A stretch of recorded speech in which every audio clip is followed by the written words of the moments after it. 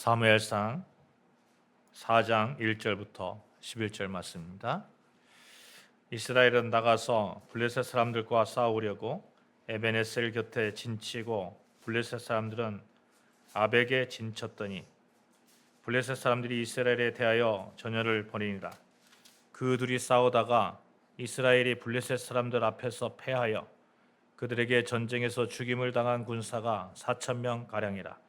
백성이 진영으로 돌아오매 이스라엘 장로들이 이르되 여호와께서 어찌하여 우리에게 오늘 블레셋 사람들 앞에 패하게 하셨는고 여호와의 언약궤를 실로에서 우리에게로 가져다가 우리 중에 있게 하여 그것으로 우리를 우리 원수들의 손에서 구원하자 하니 이에 백성이 실로에 사람을 보내어 그룹 사이에 계신 망군의 여호와의 언약궤를 거기서 가져왔고 엘리의 두 아들 홈리와 비느하스는 하나님의 언약궤와 함께 거기에 있었더라. 여호와의 언약궤가 진영에 들어올 때에 온 이스라엘의 큰 소리로 외치매 땅이 울린지라. 블레셋 사람이 그 외치는 소리를 듣고 이르되 히브리 진영에서 큰 소리로 외치면 어찌 됨이냐 하다가 여호와의 궤가 진영에 들어온 줄을 깨달은지라. 블레셋 사람이 두려워하여 이르되 신이 진영에 이르렀다고 하고 또 이르되 우리에게 화로다. 전날에는 이런 일이 없었도다. 우리에게 화로다. 누가 우리를 이 능한 신들의 손에서 건지리요. 그들은 광야에서 여러 가지 재앙으로 애굽인을 친 신들이니라. 너희 블레셋 사람들아 강하게 되며 대장부가 되라. 너희가 히브리 사람의 종이 되기를 그들이 너희의 종이 되었던 것 같이 되지 말고 대장부같이 되어 싸우라 하고 블레셋 사람들이 쳤더니 이스라엘이 패하여 각기 장막으로 도망하였고 사륙이 심히 커서 이스라엘의 보병에 엎드린 자가 3만 명이었으며 하나님의 궤는 빼앗겼고 엘리의 두 아들 홈리와 비느하스는 죽임을 당하였더라. 아멘. 오늘 예배 자리에 나오신 우리 아름다운 교회 성도들 모두 지혜로운 믿음 생활, 올바른 믿음 생활, 또 행복한 믿음 생활 되시기를 주님의 이름으로 축원합니다. 아멘. 지혜롭고 올바르고 행복한 믿음 생활 어떻게 가능합니까? 무엇보다도 예수 그리스도를 꼭 붙잡고 하나님 아버지와 관계가 좋아야 됩니다. 아버지와 관계가 좋아야 돼요. 자녀가 부모와 멀어지면 부모로부터 받아야 되는 사랑이 그렇게 쉽게 받아지기 어렵습니다. 정말 그렇습니다. 관계가 멀어지면 주려고 해도 줄 수가 없는 거예요. 하나님 아버지를 우리가 아버지라고 모시고 있잖아요. 아버지라고 모시고 있는데 우리는 하나님 아버지와의 관계가 정말 아주 친밀한 그런 관계 속에서 아버지가 주시는 그런 복을 온전히 이렇게 받아야 됩니다. 그래서 우리는 하나님과 늘 삶 가운데서 가까이 해야 됩니다. 하나님을 가까이 하십시오. 하나님을 가까이 하는 삶이 복된 삶이고 지혜롭고 올바르고 행복한 믿음 생활이라고 저는 확신합니다. 몇 주 전부터 우리가 엘리 가문에 대한 이야기를 듣습니다만 정말로 엘리 가문을 통해서 우리가 절대로 하나님과 가까이 해야 되겠다. 하나님을 경외하는 마음을 가져야 되겠다. 하나님 아버지를 정말 가까이 하면서 하나님의 능력으로 살아야 되겠다. 하나님의 말씀에 순종하는 삶을 살아야 되겠다 하는 우리가 그런 그 결단을 하게 되잖아요. 우리가 홈리와 비느하스 정말 실패한 사람입니다. 그 사람들을 보면서 반면교사로 삼아야 되겠다 하는 거예요. 사람은 꼭 뭔가 경험을 하면 그 경험이 깊숙하게 자리매김하게 마련입니다. 그래서 실패의 경험, 성공의 경험 이런 경험들이 강렬하게 이 사람을 지배하게 마련인데 누구나 그래서 실패를 통해서 이 실패는 하지 않을 거야. 또 성공을 통해서 이렇게 하면 성공할 거야. 이런 경험을 하면서 그렇게 살아가게 마련입니다. 그런데 우둔한 것이 있어요. 경험해보지 않은 것은 누군가 그렇게 실패의 삶을 살았는데도 불구하고 꼭 그 길로 가려고 하는 사람들이 있다는 거예요. 우둔한 삶이잖아요. 어떤 행동 양식 또 그 행동 양식을 통해서 100이면 100 똑같은 결과를 낳았다면 그 행동 양식대로 내가 한다면 101번째의 결과를 낳는 것은 너무나 자명한 거 아닙니까? 그렇죠. 만약에 학생이 공부를 않는 그런 친구들이 머리는 좋은데 공부의 양이 적어요. 공부의 양이 적으면 그 적은 양 가지고 100이면 100 모두 어떤 결과를 낳았다면, 나도 똑같이 한다면 101번째 100명에 속하는 그런 결과를 낳겠죠. 그거 데이터로 그렇게 나와 있는 거 아닙니까? 그러면 그렇게 하지 말아야 되는 것이 현명한 삶이죠. 현명한 삶입니다. 그래서 이런 삶을 우리가 반면교사로 삼는다 이렇게 얘기하거든요. 반대의 면을 가르치는 스승이라는 뜻입니다. 어떤 사람의 잘못이나 나쁜 면을 보고 나는 그러지 않아야 되겠다라는 가르침을 얻었을 때 쓰는 그런 한자 성어입니다. 우리가 홈리와 비누아스, 우리의 반면교사를 삼아야 돼요. 홈리와 비누아스처럼 살면 여호와를 알지 못하는 자가 되는 겁니다. 홈리와 비누아스에 대한 평가가 뭡니까? 여호와를 알지 못하더라. 홈리와 비누아스가 어떤 사람이에요? 제사장입니다. 요즘 말로 말하면 아주 유명한, 그것도 아주 유명한 목회자예요. 유명한 목회자예요. 시골에 어디 뭐 그런 목회자? 저 같은 목회자가 아닙니다. 이스라엘 민족이 전부 알고 있는 그런 목회자예요. 홈리와 비누아스가 여호와의 궤를 지키고 있었던 사람입니다. 그러니까 이스라엘 모든 백성이 알고 있는 그런 제사장이에요. 그런 제사장임에도 불구하고 여호와를 알지 못하였더라, 이런 평가를 받는다니까요. 그 평가를 받는 그 홈리와 비누아스 같은 그런 행동 양식은 우리가 하지 말아야 되는 것이 너무나 당연한 겁니다. 반면교사를 삼아야 돼요. 지혜로운 자는 바른 것은 취하고 바르지 않은 것을 볼 때에 반면교사로 삼는 것입니다. 그러므로 우리는 성경에 좋은 것은 잘 받아들여야 돼요. 우리가 바울 같은 삶을 살아야 되지 않겠습니까? 베드로 같은 그런 삶을 살아야 되지 않겠습니까? 예수님의 그런 제자들 같은 그런 삶을 살아야 돼요. 그런데 이 홈리와 비누아스 같은 이런 사람들은 반면교사로 살아서 삼아서 절대로 이런 삶을 살아서는 안 되는 겁니다. 이게 지혜롭고 승리의 그런 믿음 생활 아니겠습니까? 오늘 본문의 이스라엘 백성들도 그래요. 이스라엘 백성들이 실패했잖아요. 전쟁에서 막 3만 명이 죽어나갔잖아요. 그러면 이스라엘 백성들의 그런 삶, 그런 패턴을 우리가 살면 안 되는 거예요. 왜 그랬을까 보는 거예요. 이스라엘 그 백성들은 블레셋과 싸움하면서 처음에는 몇천 명 죽었어요. 처음에 한 4천 명 죽었죠. 그런데 나중에는 3만 명 죽어나갑니다. 이 삶을 살아서는 안 되는 거예요. 사랑하는 여러분, 우리가 정말 반면교사로 삼아야 될 것은 반면교사로 삼고, 우리가 좋은 것은 잘 취하고, 그런 믿음 생활, 그런 성경에서 그렇게 정말 그 판단력이 좋은, 무엇을 취하고 무엇을 버릴 것인가 라는 그런 정말 지혜로운 그런 여러분과 저의 신앙생활 되시기를 주님의 이름으로 축복합니다. 아멘. 이스라엘 백성들은요, 정말 뭔가 이렇게 전쟁에서 졌어요. 처음에 4천 명이 죽어나갔습니다. 4장 1절 한번 볼까요? 4장 1절.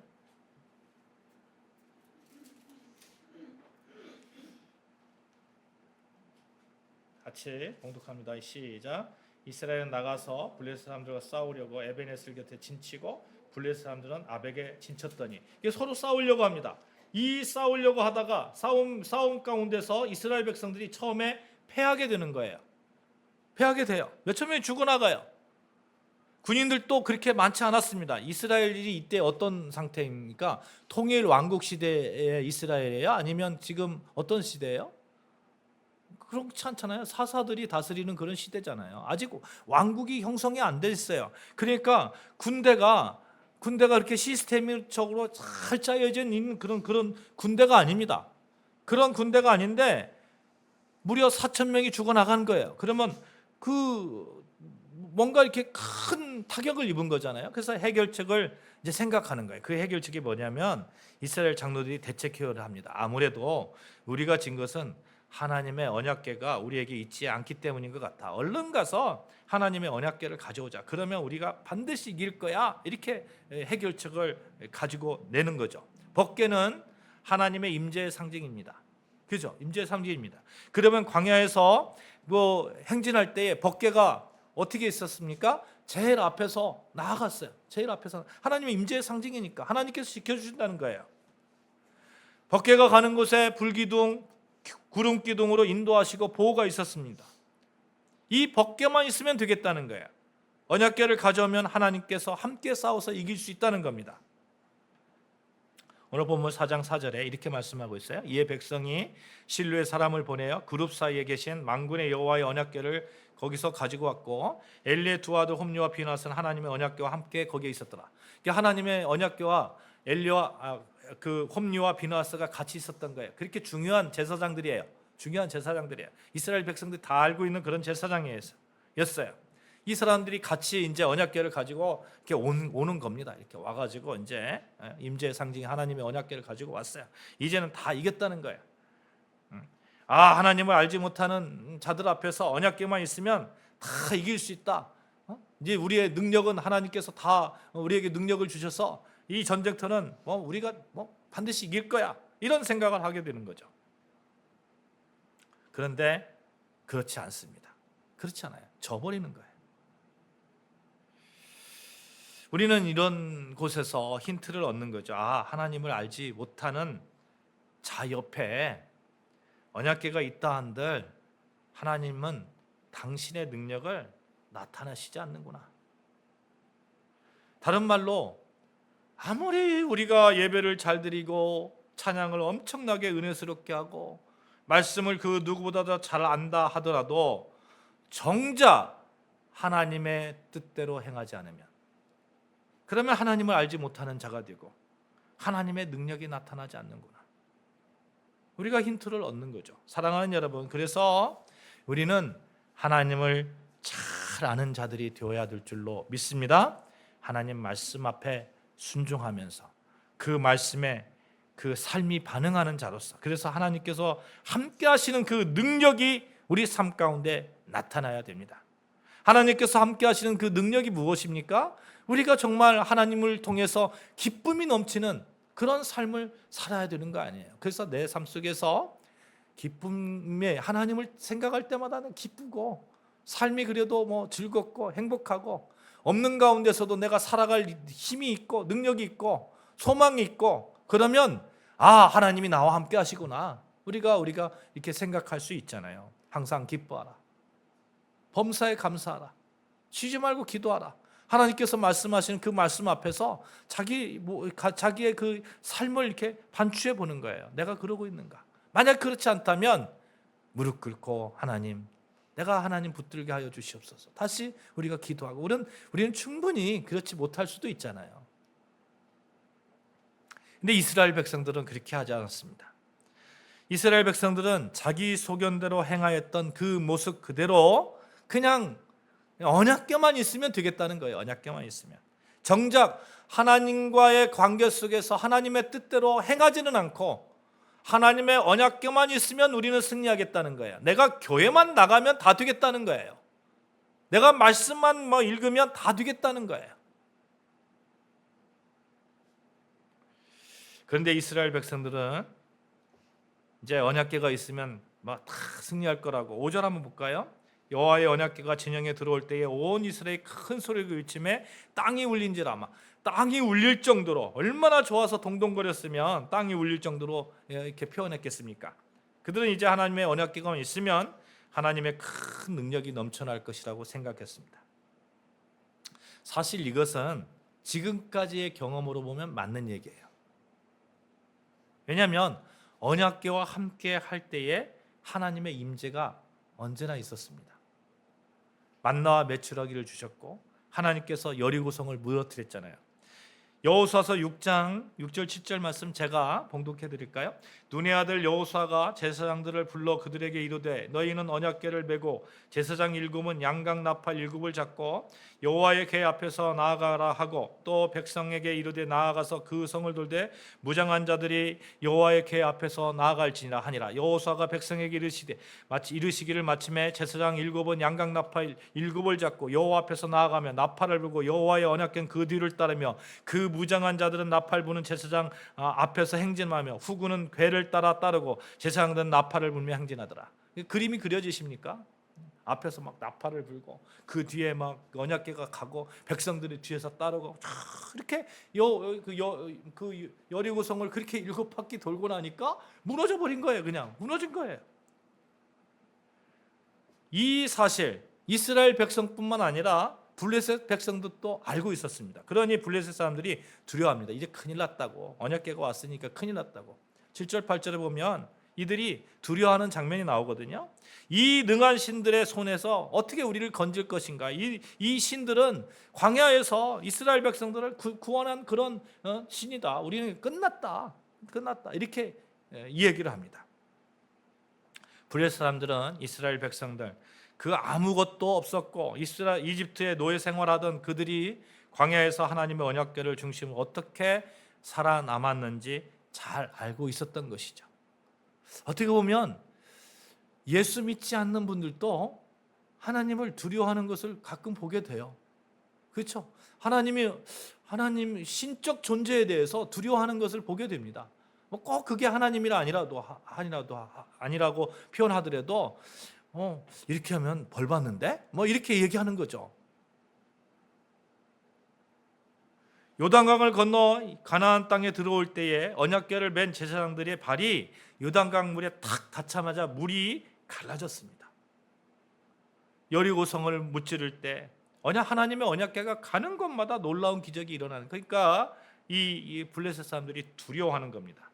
두려워하는 거예요. 그렇게 두려움에 떨었던 블레셋 사람들이지만 다시 힘을 내는 장면이 있는데 9절 한번 같이 읽을까요? 9절 같이 있습니다. 시작. 너희 블레셋 사람들아 강하게 되며 대장부가 되라. 너희가 히브리 사람의 종이 되기를 그들이 너희의 종이 되었던 것 같이 되지 말고 대장부같이 되어 싸우라고. 그러니까 히브리 사람들이 너희 노예였잖아.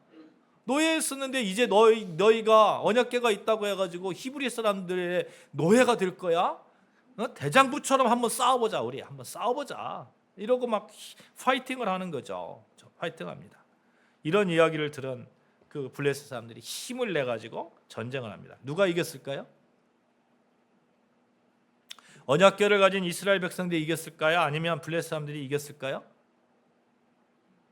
이스라엘 백성은 하나님의 언약궤가 우리 중에 있기 때문에 분명히 승리할 거라고 생각했습니다. 그런데 결과는 전혀 다릅니다. 오히려 블레셋 사람들이 승리가 끝나버렸어요. 승리로 끝났어요.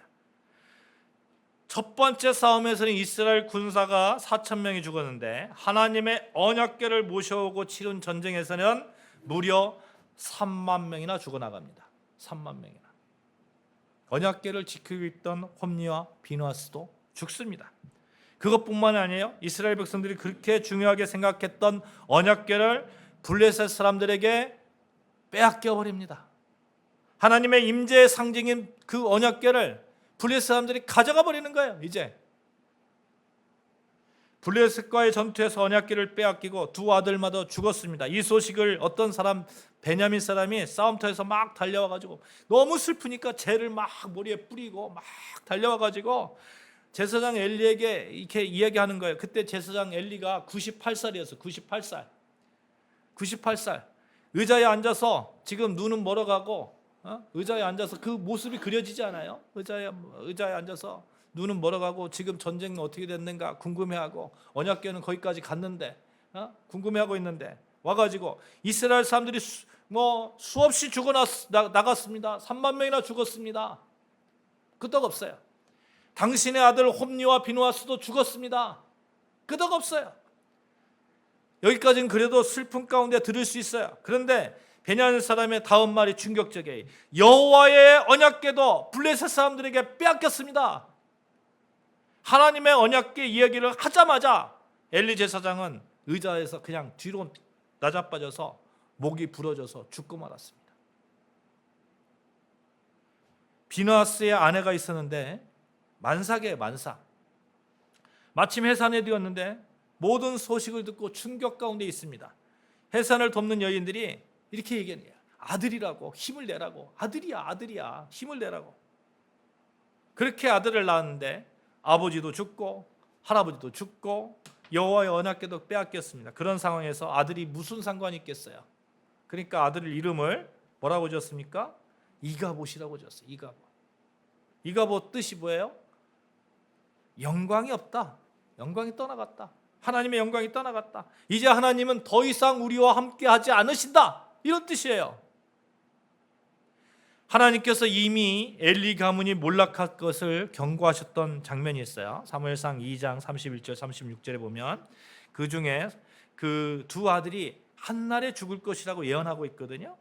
내 두 아들 홈리와 비나스 한날에 죽으리니 그들이 당한 그 일이 내게 표징이 되리라. 이렇게 말씀합니다. 예언대로 두 아들이 죽어나갔습니다.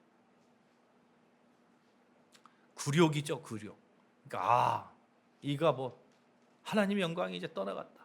여러분, 우리가 신앙생활하면서, 여러분과 제가 신앙생활하면서 하나님의 영광이 나에서 떠나갔다, 이런 그 비참한 그런 이야기를 하면 안 되잖아요. 하면 안 되잖아요. 절대로 해서는 안 되잖아요. 절대로. 정말 큰 비극이잖아요. 그래서 우리가 이 타산지석으로 삼고 반면교사로 삼고 엘리 가문이 왜 멸망했는지, 왜 이스라엘 백성들이 그렇게 전쟁터에서 하나님의 언약궤가 있음에도 불구하고 실패했는지, 죽어나갔는지 우리가 살펴봐야 됩니다. 무려 3만 명이나 죽어나갔어요. 3만 명. 무엇이 잘못되었기에 언약궤까지 블레셋에게 빼앗겼고, 당시 이스라엘의 최고 지도자인 엘리도 죽음을 맞이해야 됐고, 그 아이의 이름까지 하나님의 영광이, 그 손자의 이름까지 하나님의 영광이 떠나갔다는 그런 이가봇이라는 그런 그 이름을 지어야 됐고, 사랑하는 여러분, 무엇보다도 여러분, 하나님의 관계, 하나님과의 관계, 이거 절대로 놓쳐서는 안 됩니다. 친구도 그 친구에 대해서 잘 알아야 좋은 관계가 형성되는데, 우리가 하나님을 섬긴다고 하면서 하나님을 모르니까 하나님이 싫어하는 행동만 하는 거죠. 싫어하는 거. 그러니 인생이 망가지고, 전능하신 하나님, 절대주권자인 하나님, 그 하나님이 내가 믿고 있다고 하면서도 그런 하나님의 능력 가운데서 행하지 못하는 그런 일들이 빈번하게 일어나는 것이죠. 사무엘상 2장 6절 7절 같이 한번 볼까요? 사무엘상 2장 6절 7절.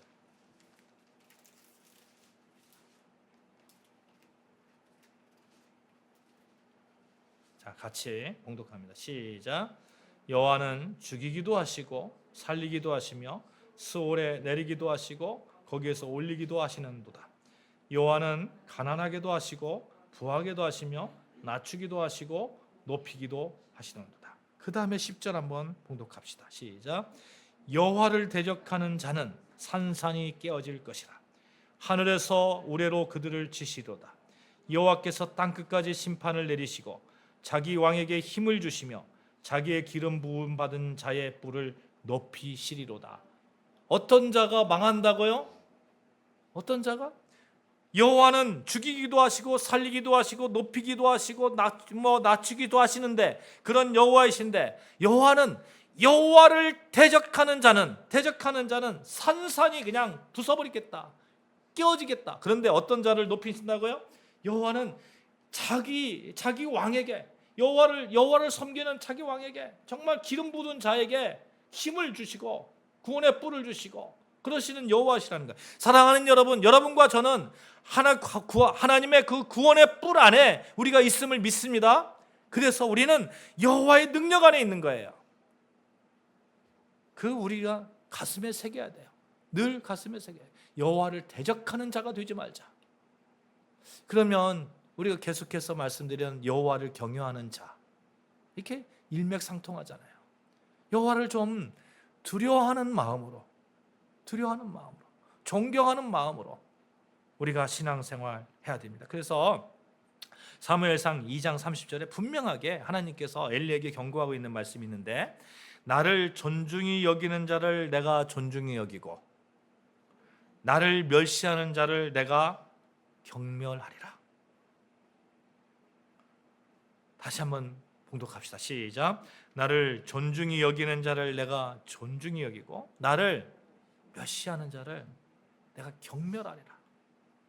엘리 가문이 하나님을 경외하며 백성의 신앙을 인도하는 그 제사장 가문임에도 불구하고 그 자식들이 하나님을 멸시하였기 때문에 망할 수밖에 없었던 거예요.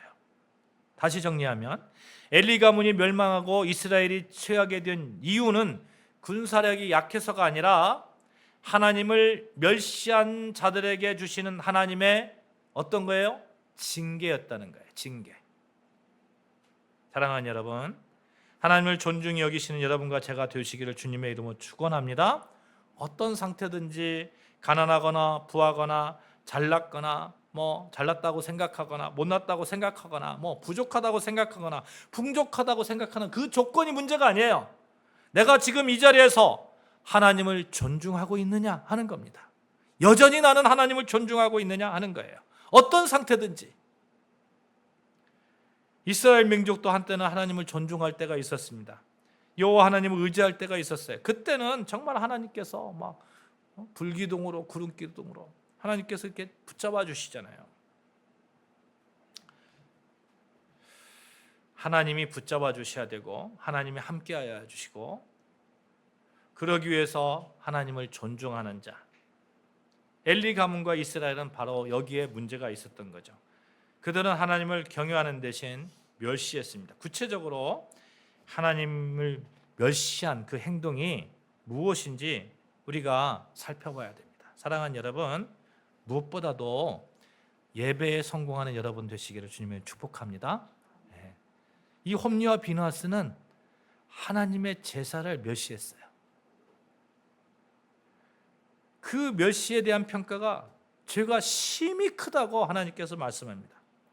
홈리와 비느하스 제사를 드렸는데 우리가 예배 드리잖아요. 마찬가지로 제사를 드리는 어떻게 보면 제사 안 드리는 것보다 제사 드려서 망한 사람이에요. 이 사람들은 제사 드려서 멸시하는 제사를 드린 거예요.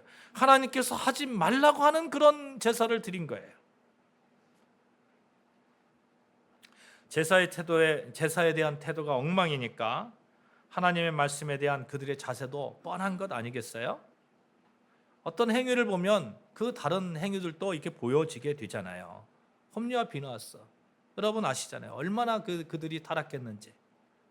제사도 엉텅이로 드리고 간음하고 별의별 일들 다 했잖아요.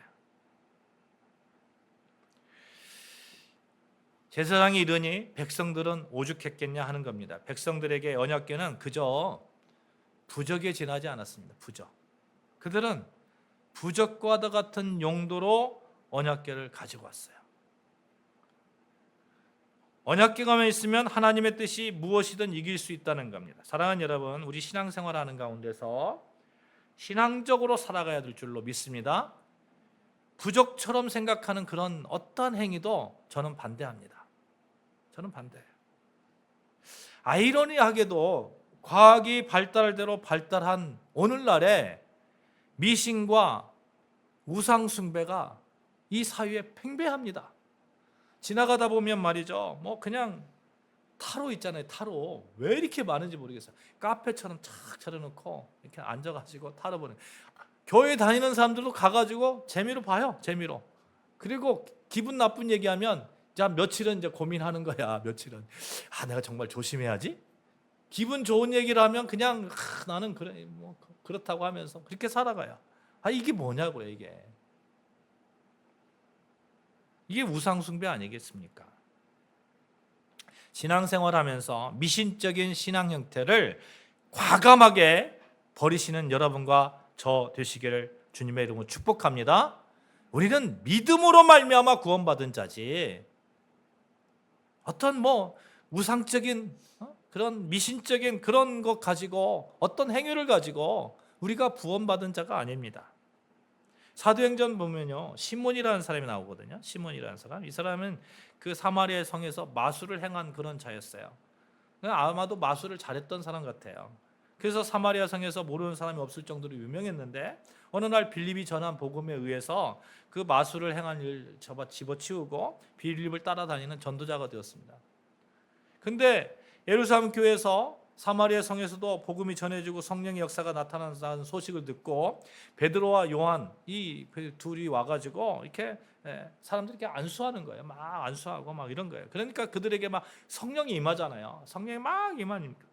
시몬이 옆에서 가만히 보니까 놀라운 일들이 막 벌어지거든요. 놀라운 일들이 막 벌어지니까 베드로가 요한에게 그거 내가 돈으로 사면 안 될까? 이런 얘기하는 거예요. 돈으로 사면 안 될까?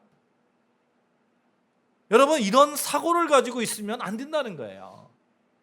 믿음은 하나님께서 주신 우리에게 선물이잖아요. 그 선물을 가지고 정말 귀하게 여기고 그 믿음을 굳건하게 지키려고 하는 오직 믿음, 믿음으로 말미암아 구원 얻었다는 그 정말 하나님의 그 사랑, 이 사랑을 귀하게 여기는 그런 자에게 하나님께서 은혜 위에 은혜를 내려주시는 거 아닙니까? 그 은혜를 충분한데 다른 거 어떤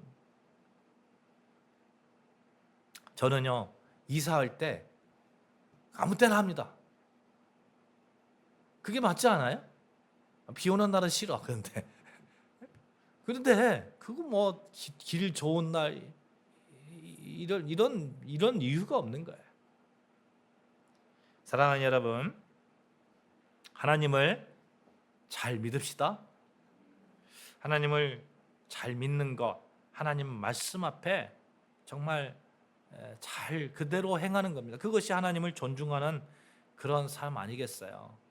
하나님의 말씀을 인정하고 그 말씀 안에 살아가는 겁니다. 엘리야와 이스라엘 모습을 보면서 반면교사를 삼는 것, 정말 우리가 예배 가운데 승리하는 삶을 살아야 되겠다. 정말 우리가 하나님 말씀 앞에서 온전하게 하나님을 섬겨야 되겠다. 하나님이 싫어하는 그 행동은 내 삶 가운데서 하지 말아야 되겠다 하는 겁니다.